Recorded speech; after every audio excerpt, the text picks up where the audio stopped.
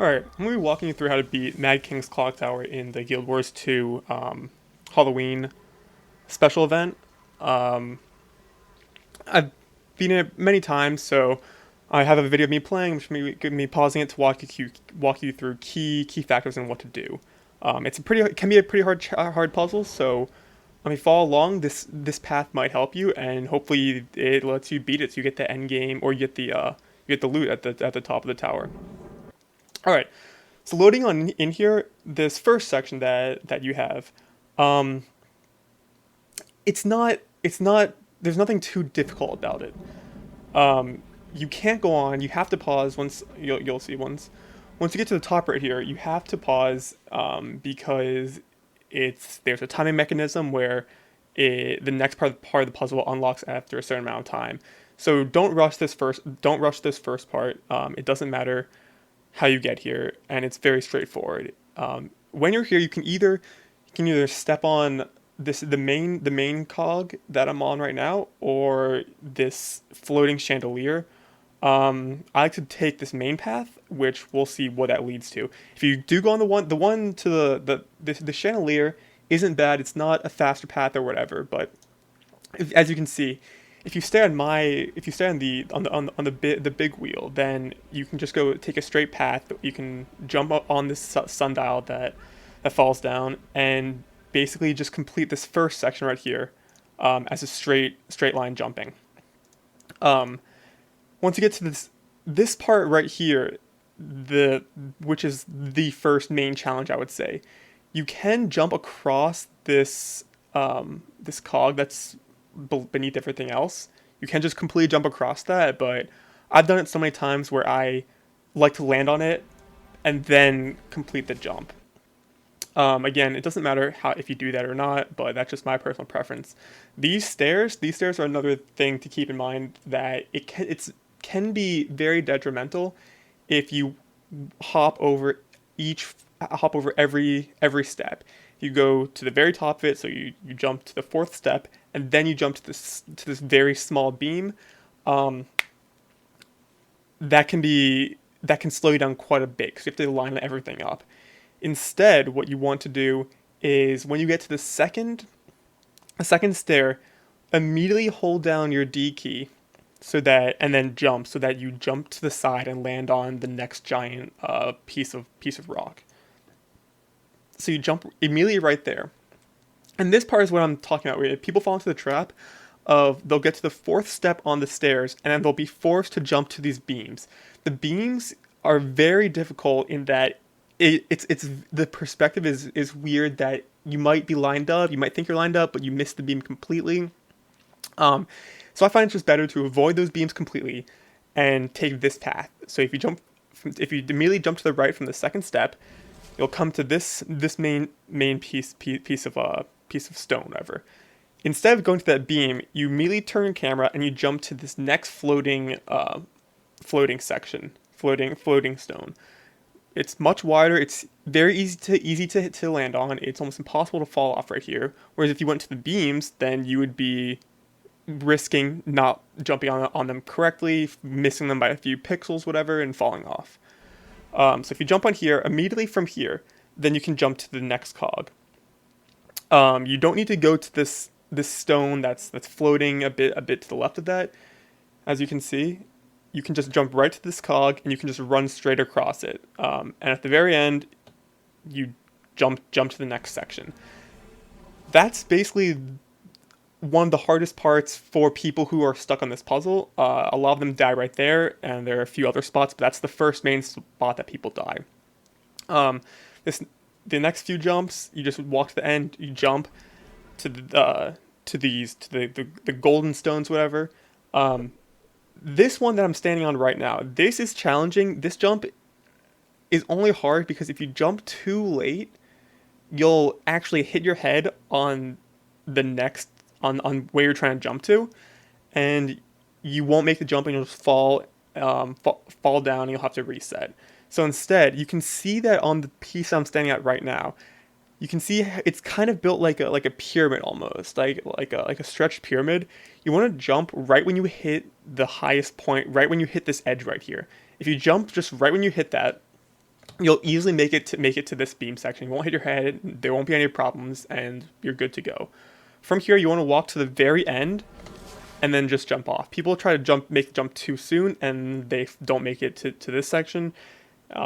If you jump too late, there's no problem jumping too late. And at this part, the only thing is that if you jump too late, you might not even the jump might not register and just walk off. From this wheel, you just walk around, keep on jumping, and you'll make it to this stone. Now there is a chest over there that has trick or treat bags, whatever in it. I wouldn't even bother doing that. There's another part coming up where you land right in front of a chest, and you just get all the loot right there. So there's no point stopping and taking a detour to try to get it here. Instead, jump to this piece of stone and immediately go to the very edge. Go to the very edge as far as you can, and immediately turn your camera to the right, and then jump. And you'll probably jump onto this next stone, and you'll be in the mist a bit, but you won't die from it. So if we watch that, immediately jump, hit that. You can see that I'm in the mist, I'm about to die, but it won't register. You just have to jump again very quickly to the next stone, right there. That section is challenging because the mist is continuously rising. So if you don't make it there in time, if you're not fast enough, then when you make those two jumps, you will be far enough under the mist that it'll count as a death, and you'll have to reset. That's why the path that I've been showing you so far, avoiding like these long routes to the left and just try to make a straight path, is to optimize the speed for this first part so that you make it past this section without being too slow so the mist gets you. That first part, this is what I like to call the end of the first part of the jumping puzzle. That first part is the only part that is really constrained by your speed and how fast you get through the puzzle. From now on, you can take much more time lining up jumps and looking for the next path than you could earlier on, because now the mist is not going to rise and get you. I've never had a problem where I'm looking for where to go and the mist suddenly rises and gets me, because a lot of the puzzle from now on is much more vertical. But to get out of this first section, this first part, this jump to the next wheel and then to these stairs you can see up ahead, this jump is extremely annoying, and it's very finicky with how you want to do it. You want to aim. You can kind of see how I'm lined up right here. You want to aim for this exact spot on the wheel that I'm looking at, and you want to jump as late as you possibly can. If you jump even just 2 pixels early, then you will not make the jump onto the wheel. So you really want to wait and jump as late as you can. If you keep dying here, if you can't make the jump to this wheel, then jump even later than you have been. As you can see, I wait until the very end and then make the jump onto this wheel. And that completes the first part. There's really no more time rush here. You can take much more time than you could have. So from here, I like to jump on this far side of the stairs. You can jump on the closer side of the stairs if you want to. I'm just used to jumping on the far side of the stairs. You just walk up the stairs. This is all just normal. Jump on the beam, and then jump to this next wheel. This one is another spot where many people die. If you make it this far, if this is your first time making it this far, chances are you will die here. It's extremely annoying, because what happens is, if we see the left side of this wheel, if you land on that, there's no spot for you to actually stand. You cannot stand on the left face, even though it's not completely vertical and it looks like you can maybe stand on some of these bumps that are on it. If you go on that left side, you will instantly fall and you cannot land there. You'll just die. You'll have to reset. So instead, you have to jump on these on the right side, on these spigots, whatever they're called, on these notches that stick out. But if you jump too far to the right, then you won't be able to actually register your next jump. You'll get stuck or you'll slide off. So you want to stay kind of directly on the highest point here. And this is very where perspective comes, it can be an absolute silent killer. If if you're on here, there might be a spot where you're on the highest point on this wheel, and you're thinking, I can make it to the next stairs. I can make that jump, and you'll try to jump, and lo and behold, you'll miss the stairs. So instead, because there's no time rush really, when you get here, make sure you're on the very center of this, and then do as many jumps as you can. You can see I even wait a bit. I even wait to line up. Then you walk forward a tiny bit, and when you fully know and you're 100% certain that you can make the jump, then you make the jump to the stairs. If you keep dying here, chances are you're either too far to the left, too far to the right. You're not in the center, or yeah, you're not where you want to be, or you're jumping way too early, thinking you can make it to the stairs, and you end up falling down because you didn't time it correctly. Again, you can take your time because there's no rush at these next sections. These next sections you can take so much time. You think I'm exaggerating? No, you can. It's compared to the first part. You can be so long at these at the rest of the puzzle without any dire consequences. So if you make it to the stairs, you're just jumping on these beams. These beam jumps are completely easy. Again, there's no rush in them and then you get to this section.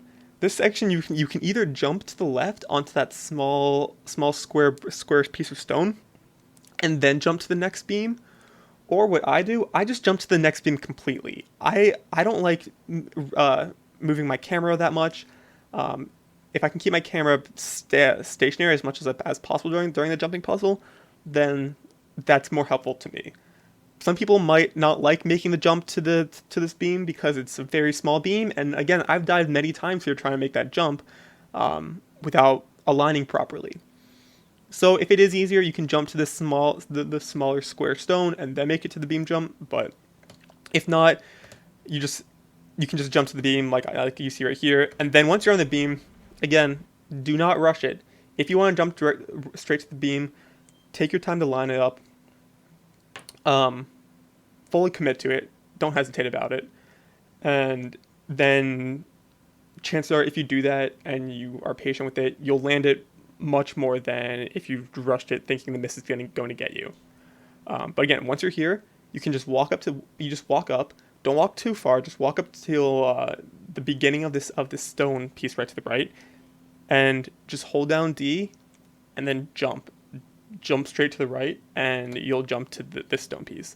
And then you can walk forward as much as you want because these stairs prevent you from walking off this stone. So I would recommend once you get to that stone, just hold down forward, just keep walking forward, and then just jump straight up onto these stairs. Once you get to these stairs, it's just pretty straightforward. If you've never seen the puzzle completed, then this part is going to be pretty crazy to you. We saw someone die because I'm assuming they didn't know where to go. But once you get up the stairs, you just walk up to this beam, and you have to jump straight off it. You can't walk off of it. If you jump, you'll land onto this wheel that we saw earlier, with the chest, and you can loot the chest. You're down for a bit. There's nothing you can do, so just loot the chest. Make sure auto loot's turned on so it's easier, and then just keep on going as normal. This half wheel, you again like the other wheel that kills a lot of people. You cannot be on anywhere near the left of it. You have to kind of be almost directly as far right as you can. And when we see this, I would recommend instead of continuously walking through the wheel to the other side of the wheel, I would jump from this side where you're standing, jump completely avoid the middle part of the wheel, and jump to the other side. If you walk there, it very well may register that you're not on any standable surface, and you'll just slide right off. So to avoid that, just jump over the wheel completely. And then you just jump onto this beam, very large beam, so there shouldn't be any problem here. And then this is just normal platforming. You just jump to the next most plausible surface, which is the stone, and then this next stone. You can go to the left, but there's no point because if you take the right path right here, it's much more straightforward.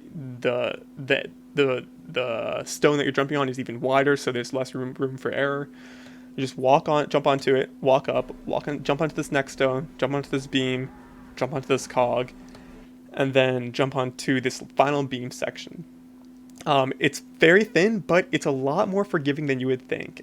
It's pretty hard to die here if you're patient and if you are taking your time to line up all these jumps. Um, so once you jump there, you just walk to the end, and as you can see, I'm just patient. You just take as much time as you need, and you just jump onto this next piece of stone. And then again, taking as much time as you need, you jump, line up at everything you want to, you jump onto the stairs, and that's the end of the puzzle. To finish it, you don't want to jump through the first wheel, but the next time it comes around, it'll get destroyed, as we'll see right here. It's destroyed. Then you jump in, and it takes you to the load screen for the top of the puzzle. You're here, you're at the top. If it's your first time, you open the chest, you'll get You'll get more loot than what I'm getting. So I've beat it so many times, but that's basically that. And yeah, I hope I've helped you complete the puzzle. If it's your first time doing it, if you've been stuck on it for years, even, hopefully this has been a detailed explanation of how I completed it, of some of the thought processes that go through, the places that are easiest to die on, and I hope it's been helpful. If you've enjoyed it, definitely leave a like, comment. If it's helpful, let me know that I helped you beat it, and subscribe to get more notifications, get more videos like this in the future with some more jumping puzzle events and more Halloween events in Guild Wars 2. But that's that. All right. If you made this far, thanks for watching the entire video. See you later.